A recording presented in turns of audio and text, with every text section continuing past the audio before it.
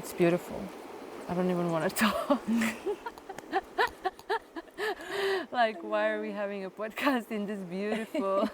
No, I know. I think those are like, and those are some of my favorite like hangs at the moment is like non-verbal hangs. I love, not, obviously we're not going to do that now. Yes, please don't. Welcome to Serial Music Talks podcast, the podcast where I dive deep into the honest conversations that shape the Melbourne music scene. I'm your host, Jiva, aka Lucia, and each month I sit down with musicians, music producers, sound designers to talk about the real challenges we face in the industry, whether it's breaking into new markets, battling imposter syndrome, overcoming writer's block, or just navigating the awful world of social media. A new episode drops every last Tuesday of the month, and to stay connected you can subscribe to my newsletter where you can access all the links, resources and insights that are mentioned during the show.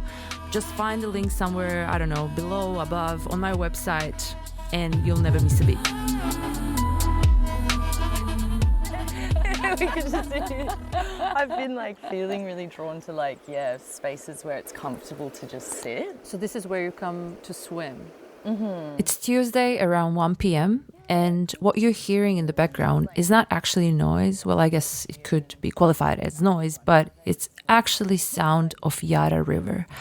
I've been brought to this beautiful place in Melbourne, well, just outside Melbourne, by Punko, aka Liv. Punko is a solo electronic project based in Melbourne, run by Liv. And for them, Punko is an outlet for channeling stories that reside in the body, fusing elements of pop, ambient, and post-punk to create a rich and hypnotic soundscape of synths and layered vocal harmonies. I've been really lucky enough to get a moment with Liv, not just because there's so many things that we can talk about, including social media, decision fatigue, how it is to be a solo artist, but also we have a show together at Grace Darling on 23rd of May. As soon as I arrived here, my first thing was like, wow, it seems like you know what you need, or like you're really good at setting boundaries. Am I wrong in thinking that? Yeah, probably that thing of like getting into your 30s maybe. There's a lot of like learning the hard way.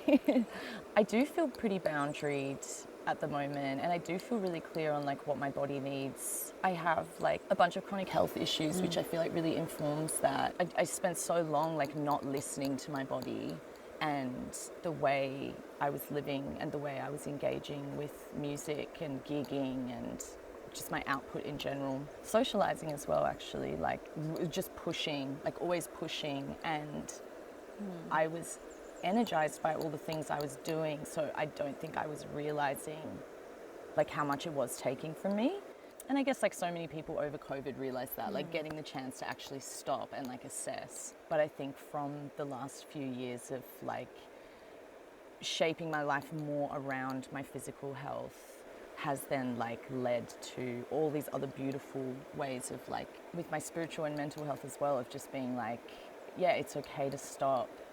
It's okay to be slow, and that used to bring up more anxiety for me to stop. I felt like I was going to miss something, and now I'm realizing it's like, oh, it's actually the opposite. Like if I really take the time to like tend to myself, then I'm showing up to everything else in life way better and with more energy, and I'm way more present, and I can do a better job of things. Yeah, it depends. It goes through phases. Yeah. Oh yeah. You like literally mention, every single thing that I have as an excuse to not go offline. If I'm gonna, if I go offline, if I switch off for a moment, I will miss this opportunity. But I so much want, like I've been wanting this thing for so long, I can't let it go right now. Oh my God, yeah. Is it also a thing that keeps you away from social media, like leaving? I suck. I'm like deep in social media. It's so bad. I can't. Okay. Well, it can't be perfect. yeah. But it is hard in music because that's where like it is the main platform for us, and like I've made so many beautiful connections through Instagram. Like, especially in COVID, I feel like we all really felt like we kind of like learned the art of like online relationships, which was new for me to be like, I was I left Melbourne in 2020 and I was in Newcastle and I didn't have like music community or many friends really, like was really isolated, and just like kind of learn how to like strike up a conversation with artists and musicians that I liked and just get chatting about stuff. So yeah, I really want to get off Instagram because it's obvious reasons. It's like so like poisonous.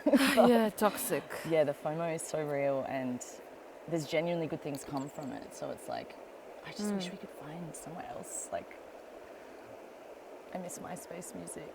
Yeah, That was so MySpace, pure. right? Reading about your work and like your career on the scene, your presence on the scene. Now you act as Punko. Before that, you were actually in in bands. Sui Chen, yeah. Then hearing the, Oh yeah. and then you transition. So how did the transition from being in a band? Maybe let's start with that. So you were in a group, but then in 2020, if I'm not mistaken, you began playing as Punko, and then eventually you recorded in 2021 and released 2022, right? Yeah. Something like that? Yeah. How did you get into music? Well, I just like, as soon as I could talk, one of those. Yeah. That's good. Okay. As soon as I could talk, I was just singing, and music was like really encouraged in our house. Like Michael Jackson, VHS was like on the TV constantly, just film clips, and so was lucky that that was enjoyed in the house, was like music and noise and stuff. And then I think I had my first band when I was 17. It was like my best friend in high school, and my little brother played drums. It was really cute. Chum Bucket. We were actually okay for a teenage band. Like, I still stand on what we were doing. It was cute. But yeah, I was playing bass and singing in that. And then I think I moved to Melbourne when I was around 20. I actually moved to Melbourne to study sound production at RMIT, but I only did a few weeks of the course. I can see now maybe I was pretty self-destructive maybe in my early 20s. I was like not making good choices, and I actually stopped playing music for a few years, which is, heartbreaking to think back on. I was around 23 or something, and it just happened to be that this chick I was getting to know was like, we would talk about music. I wasn't playing music, I wasn't doing anything, and but me and her started talking about music and sharing ideas and stuff, and she was like, oh, I'm going to rent out a music studio. Do you want to like split the rent with me and share the space? And I was like, yes, okay, cool. So I got this shared studio space with this chick, Subpoena, and that I had no idea, but that happened to be this place called The Bank. I don't know if you would have heard of it, but it was this really awesome, like, just lots of art and music studios. Whereabouts? In Preston. Okay. So it was in like an old bank at the end of Plenty Road. It was really special. Sounds very like something that I would find in Europe, like an old building. Like, for example, I had my rehearsals in one of the places that we did was in like an old light bulb factory. Oh, cool. Or like a bike factory. Or like, we usually just inhabited those abandoned factories. Okay, sorry. Yeah, and I mean the environment is so inspiring, and like you get so much from it. You're like, oh, there's like a little it's like a weird scene. thing. It's like a venue, but better. Yeah, true. Yeah. Mingling and everything. Yeah. Those places are so nice, and like, You should open up a new one like that. I know. I wish. I wonder if I'm just like unaware, and there must be. There must be other spaces. Ask around. If anyone who's listening if this ends up being in the podcast, in the episode, please tell us. What's the spot? What's the weird repurposed What's the factory? DIY space? Yeah, bank, old bank. Okay. Anyway, so me having like no music community in Melbourne for a few years, I was just kind of thrown into this like really beautiful music community of all these people who were gigging and doing things, and then there were gigs put on at the bank.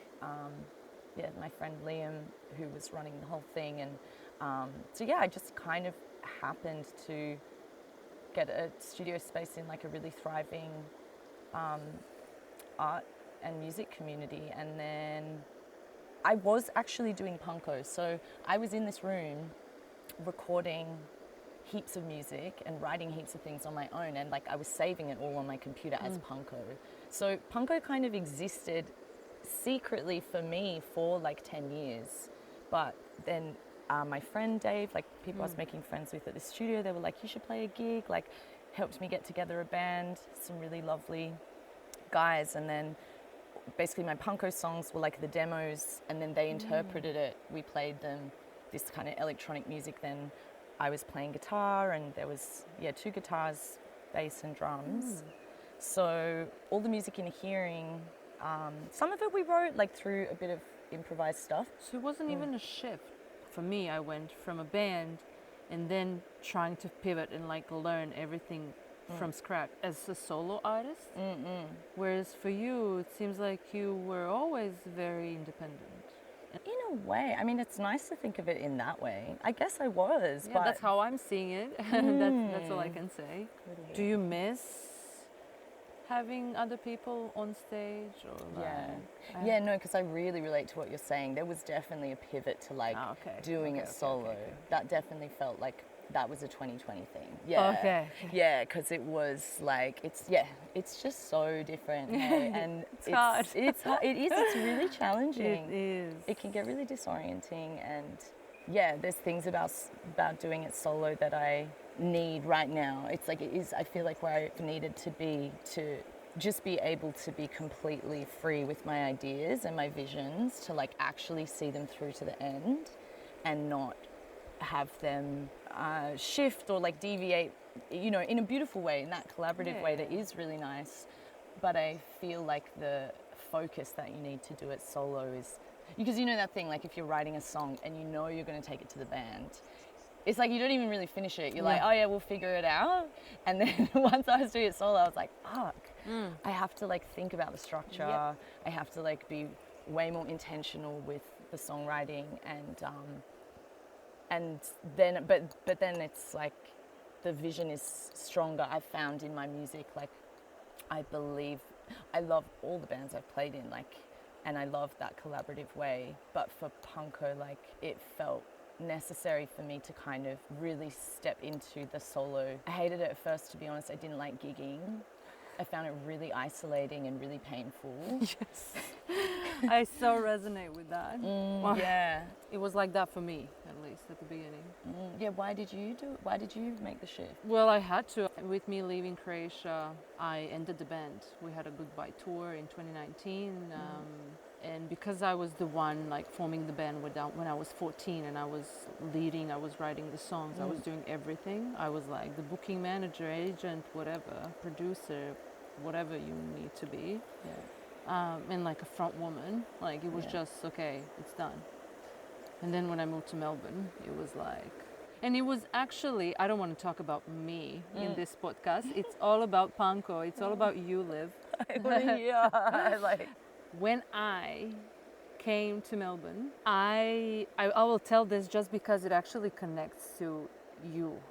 I moved to Melbourne. I brought a guitar. I brought my pedals. So I was like, at that point, I was just like front woman playing guitar and like singing, yelling, And I could only write songs on the guitar, but I don't have any formal education or anything.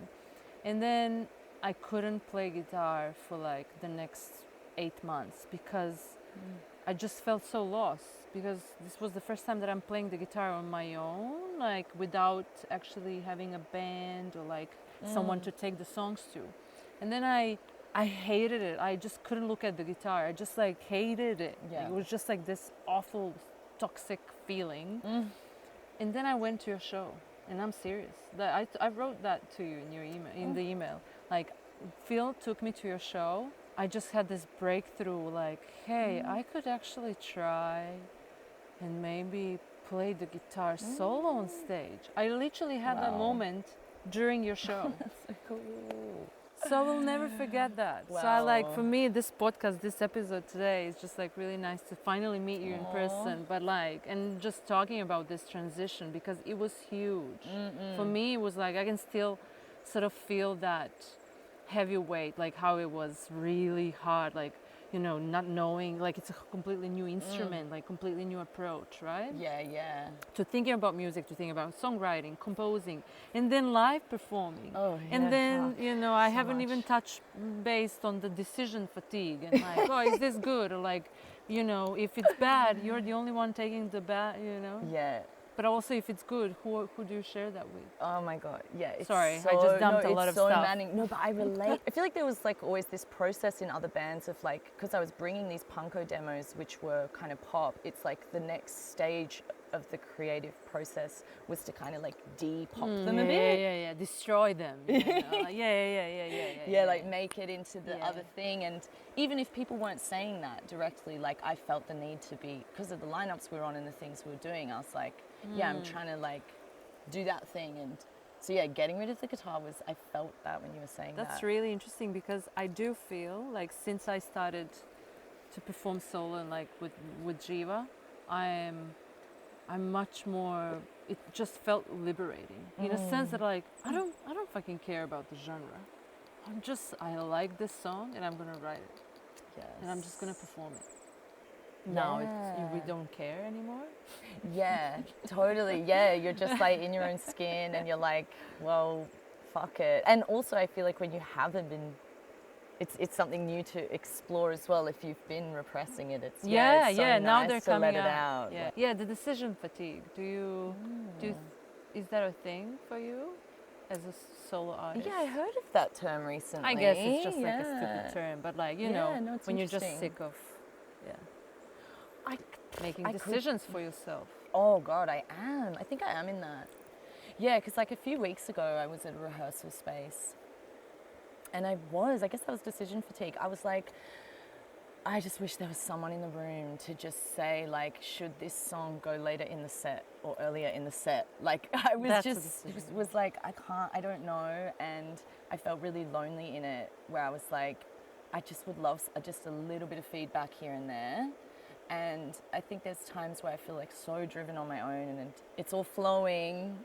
But then, yeah, I guess when you get a bit tired and the grind is like starting to affect you and you know you need to like tweak things or, yeah, because I think that is such an important part of the process. Like I find that with recording, like now I know a really important part of the process is showing it to someone and them telling you it's good. Like the point where someone says like, yes, like I feel it or something, it does get tiring, and doing all the emails and... You know, I think it takes a lot of determination, and also it's very much forward, like exposing to establish a very clear aura. And I hate the word brand because you're a person and you're like, this is your identity. But like when I see and listen Punko, it's very clear to me who you are and what it is. Cool. And I think that it takes a lot of integrity, a lot of agency, a lot of determination and consistency to get to that point. And like that's something that no one can take from you. But also, when I see that, what I see in the back is like a lot of thinking, a lot of like trying to making sure that everything that you want to express is being expressed. And that even means when someone asks you, hey, do you want to do this interview, you sort of like stop and think, hey, do I want to give my time to this or wherever, like. So that's the only reason why I mentioned this, because and I sort of thought, because you were talking about depletion and like even socializing, and I do think that it's like you give a lot of energy out. And it does give you energy back, but it's questionable if it's like really replenishing what you need to continue producing, creating. Like even if we go back to one of the biggest successes, like in 2022, Pitchfork reviewed your album Plan Singing. Like I read some amazing, like people actually, which was really great to read reviews that someone like Chris from 4ZZZ reviewed your album, and it was just like this, such a great review. Someone actually sat down and been listening to your album, like literally dissect your lyrics, and I'm like, wow. But that's great success. Like how was that for you? Was that something that you could take in? Oh, that is so nice. Thanks. You said so But yeah, nice but it's like a things. reality. It's like it's fact. Oh, that is so nice. I guess.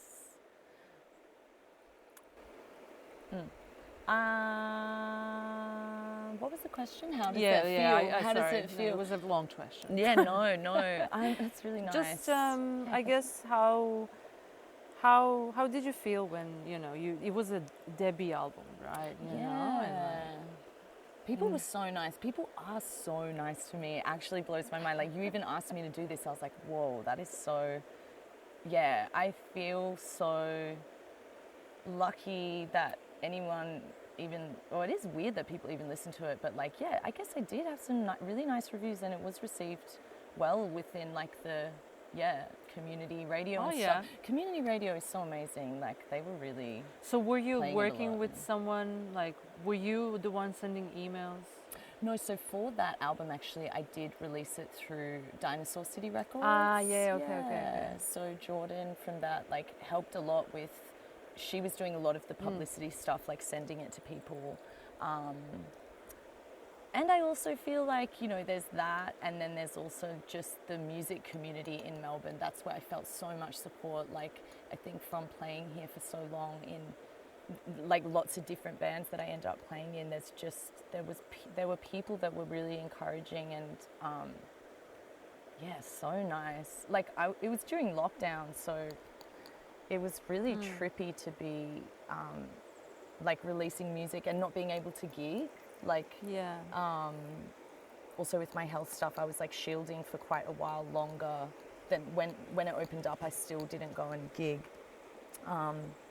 and yeah, it was really nice. It felt really good to, honestly, just doing it felt good because it was something I'd been talking about for so long, and the fact that I actually like recorded the album and then released it, I really didn't.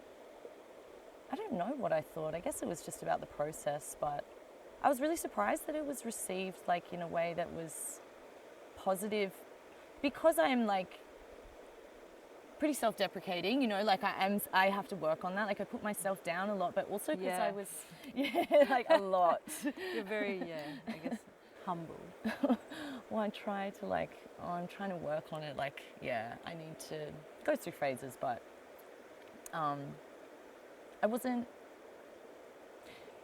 I think the biggest surprise was like me. That was the first time I was like actually referring to myself as a producer.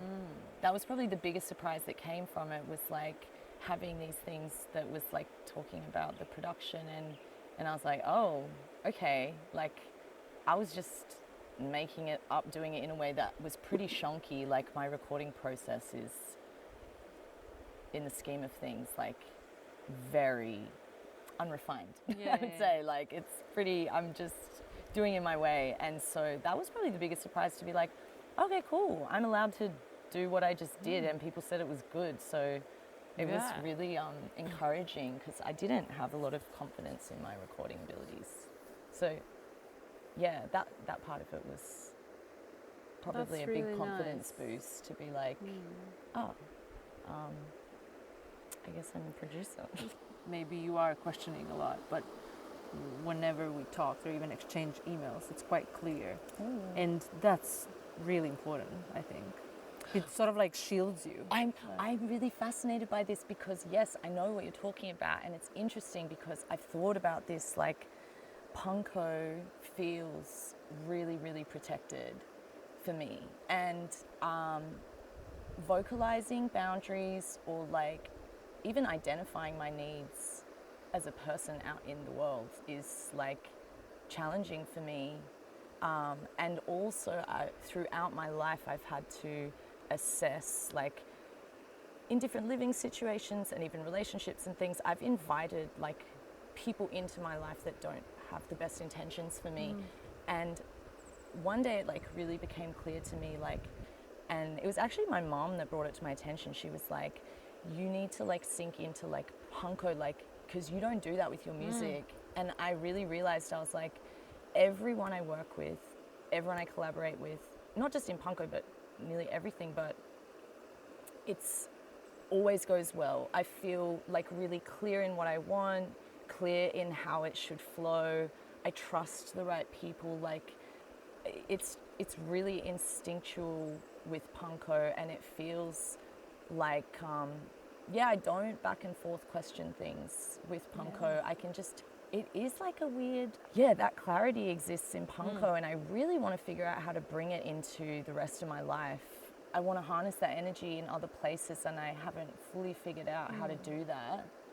But do you find that with your project, like you know what to do? Yeah, right now with Jiva, yes. But like for Punčke, like my band before, it was a process. For that band, it was like a learning curve, of course, because I was 14 when we started. And it was just like really full on, learning everything on the go. But now with Jiva, I'm very protective and very like strict. But I really love it. I'm not 100% sure that I have the same challenge in front of me, like how to make sure that it's also in my life, like on other areas. But I also think that sometimes it's really hard to make all these decisions. I do have clarity, but it's hard. It's just like sometimes you have to vocalize it, and it's not always comfortable, or it's not like you always feel good about it, but you know it's the right thing, right? And also the reality of the fact that you are alone, right? So once you send that email through or you answer whatever, it's only you. It's not like you can consult it with someone, and if that makes sense.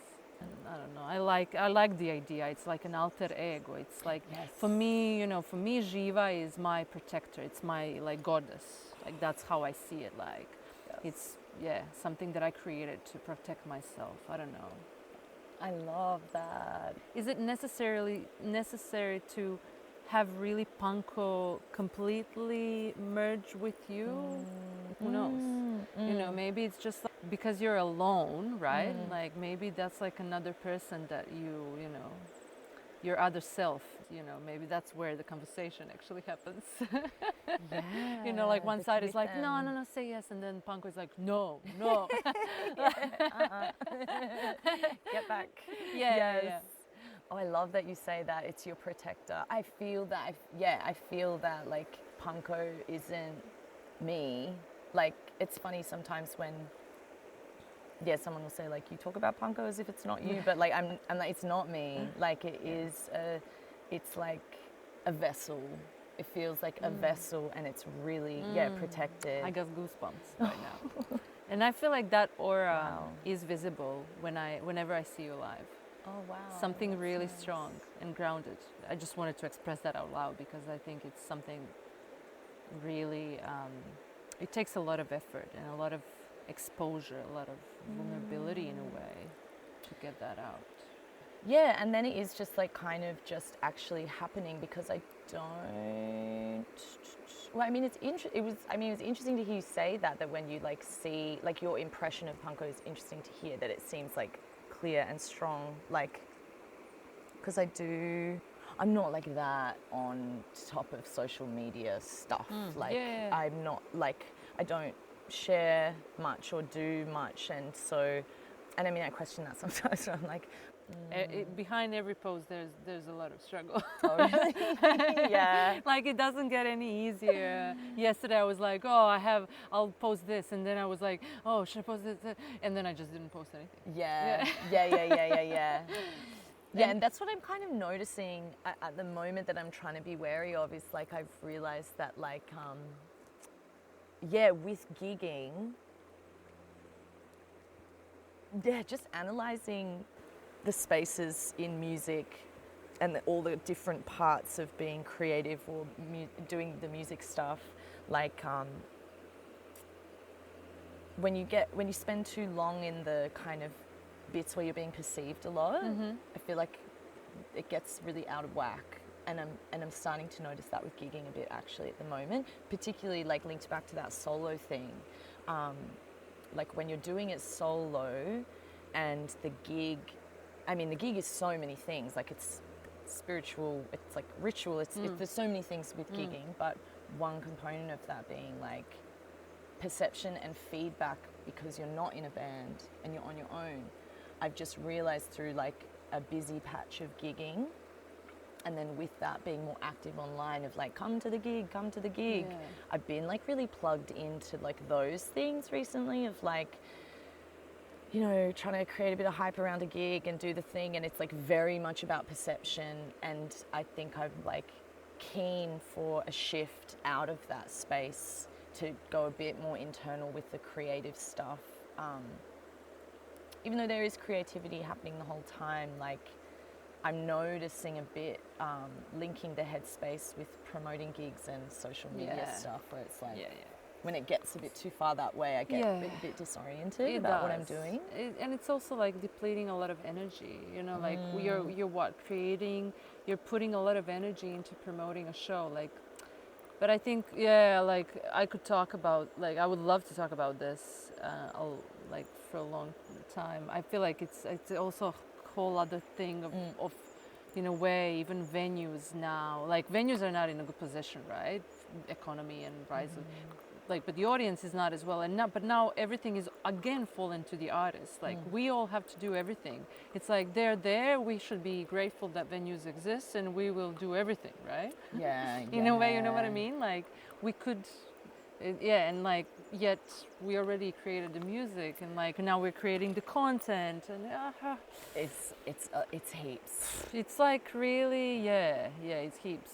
The only thing that drives me, I've spent this time creating this music. I'm like hoping that people really will get something out of that. It will inspire some other people. The best way to do it is to do it live. So I might as well just maybe not play often, but then whenever I play it, I'm just gonna be like, go crazy. Yeah, like it's a lot of energy there. So I think it's completely, I feel you. Hey, come to my show. Hey. You know, I know, it's like inviting people to a party. Sometimes I even feel embarrassed. I'm like, you know, I'm like, oh, I'm so sorry, you know, just like. But then I'm also like, well, fuck that, you know, like. You know, like it's not like we want to be in this position, but it's like this is the only way that you can do it. Like, just posting heaps on. Like finding the balance. That again, that I think that goes back for me again to the decision fatigue. You know, how much is enough? How much is too much? Yes. I've been talking in this episode quite a lot so far. It's good though. No, I just realized. Where are you at right now? In what headspace? What is happening with Punko? You know, like my first thought when I got to this river is like, oh, you must be writing or like thinking about writing new songs or like listening to something. I think where I'm at right now, well, I'm probably in between places at the moment because like I moved back to Melbourne in August. Just I've said yes to so many gigs. Like by my standards, I've gigged a lot, which has been so awesome to do again. And now, like going back to what we're saying about solo performing being a bit painful, now I love it. Like through the last year, actually, before I was in Melbourne, I felt like I kind of cracked the code for me to enjoy it a lot. So now I feel like I've just had this phase of like, okay, I'm gigging, I figured out what makes that really meaningful and sustainable for me to do. And I feel like I've just had a lot of output and a lot of energy. Obviously it takes a lot of energy to gig. And I really want to work on my next album. So I've been playing, like all the songs I'm playing in my set are new. I only play one song off my album that I released. But so I've got like heaps of demos, heaps of songs that I'm playing live that I haven't like really finished the recordings for, or even the writing for them. So I'm in between things, and I'm like keen in the next like couple of weeks. April, I've got no gigs for the rest of this month, and I really want to just like sit and actually figure that out. Like, okay, what am I doing? Like, how do I want to record my album? What is the next step? Do I want to like do I want that to be more collaborative? Like I'm really craving a bit more like organic instrumentation on the next album that I make. And Plant Singing was recorded in my bedroom in that house. Okay. I did it all there. So there feels like something weird about recording there again. Like I could do it again in this small bedroom, but I don't, it doesn't feel right. So I'm really like thinking about where do I need to be, like in terms of like a physical space, and I'm in a bit of a figuring it out moment, actually.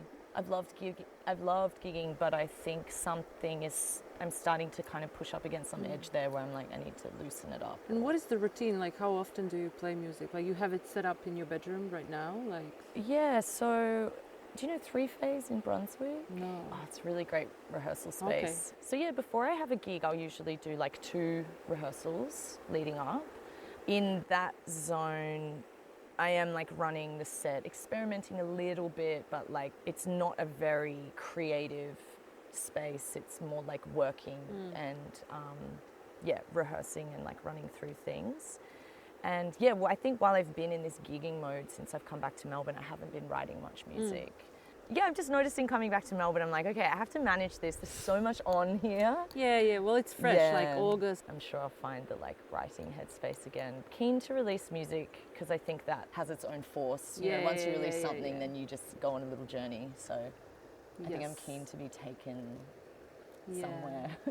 Yeah, and I see what you mean. Like, it's sort of, you have sort of, in a way, have to be like, okay, enough of the gigging. Now I have to focus on the creating. You can have a gig here and there, but like it's a different headspace. It's a completely different, at least for me, I don't know. But I think this is a good point to also maybe end our conversation with the gig that we're going to have together. I'm so excited. 23rd of May, Friday, Grace Darling, place where I saw you first live. Yes. Everything has a meaning in my life. I'm really happy that you could join the lineup, and yeah, thanks so much for asking me have to two do it. vessels. I'm so excited. Have 2 vessels on the stage. Yeah, now that I know what it means to you, I'm like, ooh, shit, it's gonna be hectic. Whoever is listening, if you're in Melbourne on 23rd of May, Friday, come to Grace Darling, band room, Punko, and myself, Jiva. Alter ego, many vessels, many goddesses in the space. Yeah, actually, at the very end, I do have 5 quick questions. The first one is, well, I guess this depends, like, favorite software or tool that you use for music? Software, Logic, GarageBand, I don't know. I'm on Logic. Oh, okay. I shifted from GarageBand to Logic in the last few years, feeling proud of that. The second question is, what's your favorite soundtrack? Movie or TV show? Oh, there's this movie called Monsoon Wedding. It's like a Bollywood film that has a really beautiful soundtrack. There's songs off that. Okay, you'll send me the link. Okay, for I'll sure, send you that. so I can share in the newsletter. Or Romeo and Juliet. Okay. Romeo and Juliet. I want to listen to all of that, so you'll share. Okay, it with me. the Romeo and Juliet. Romeo and Juliet. Okay, so this is Baz very Luhrmann interesting. one. The most inspiring thing you've read Ever? ever. It can be ever, or like Whoa. something that really you would recommend to everyone. Okay, give me a second because I'm going to have to dig deep in my brain, but I want to find out what my answer to that is. I'm just gonna stare at the river. Yeah. Okay. And it should be easier for me to think of that because I'm not a huge reader. So there were 2 things that came up. One of them is Braiding Sweetgrass. It's a book by Robin. She's a First Nations woman from like Turtle Island, so like America, and it's a really beautiful book that came to mind. Okay. And then currently I'm having I'm really into tarot. Okay. I've been like studying and reading tarot for about 8 or 9 years, and I've just been like, I have it in my bag actually. Okay. This book, if you want to pull a tarot card when we're finished. Yes. It's called The Mirror of the Soul.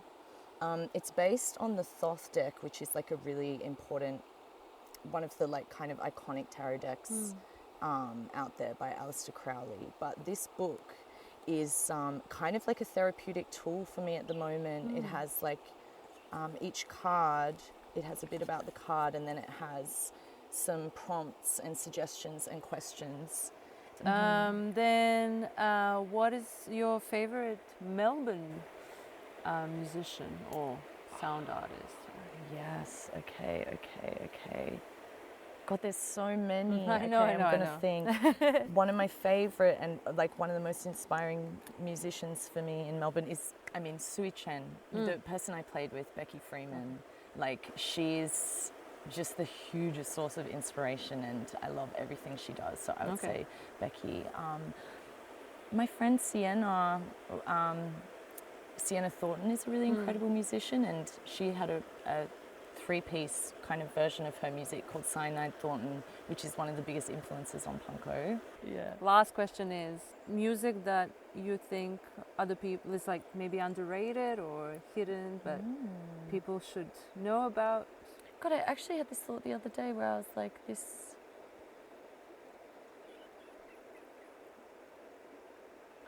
Do you know, actually, someone who I always think I'm like, they are so successful, so it feels weird calling them underrated because whoever knows them knows, like, they're epic. But Scraps, do you know Scraps? Yes. From Brisbane? Yeah. I think that. Okay, well, thank you for your time. Yeah, thank you. Thank you so for bringing me to this much. beautiful place. I'm so happy. Yes, thank good you. to finally meet you. Thanks for having me. It was really nice.